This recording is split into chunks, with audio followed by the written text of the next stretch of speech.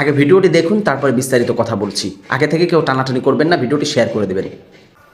বাংলাদেশ 90% মুসলমানের দেশ। এদেশের 90% মুসলমান আল্লাহর উপর ঈমান রাখে, আল্লাহর কোরআনকে মানে, নবী করিম সাল্লাল্লাহু আলাইহি সাল্লামকে শেষ পয়গম্বর স্বীকার করে।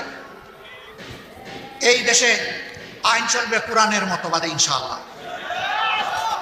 এই জায়গায় যতদিন পর্যন্ত আমাদের দেশ না আসবে, এদেশে আমরা কোনো সত্যিকারের মানবিক সমাজ কায়েম করতে পারব না। বলবেন তাহলে এই দেশে অন্য ধর্মের মানুষ যারা আছে তাদের কি হবে? কোরআন শুধু মানুষের সম্মানের গ্যারান্টি দেয় নাই, অধিকারের ওয়ারেন্টি দেয় নাই, কোরআন সমস্ত মখলুকাতের অধিকারের ওয়ারেন্টি দিয়েছে। মানুষ তো অবশ্যই,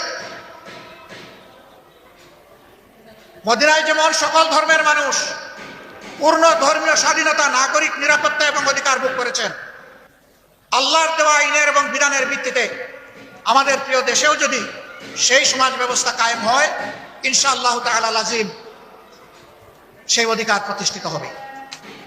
যাই হোক দর্শক মণ্ডলী, সম্পূর্ণ ভিডিওটি দেখতে পারলেন। এই ভিডিও নিয়ে আপনার মন্তব্য কি অবশ্যই কমেন্ট বক্সে কমেন্ট করে জানাবেন। ভিডিওটি ভালো লাগলে লাইক এবং শেয়ার করবেন।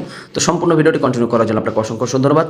আসসালামু আলাইকুম ওয়া রাহমাতুল্লাহি ওয়া বারাকাতুহু।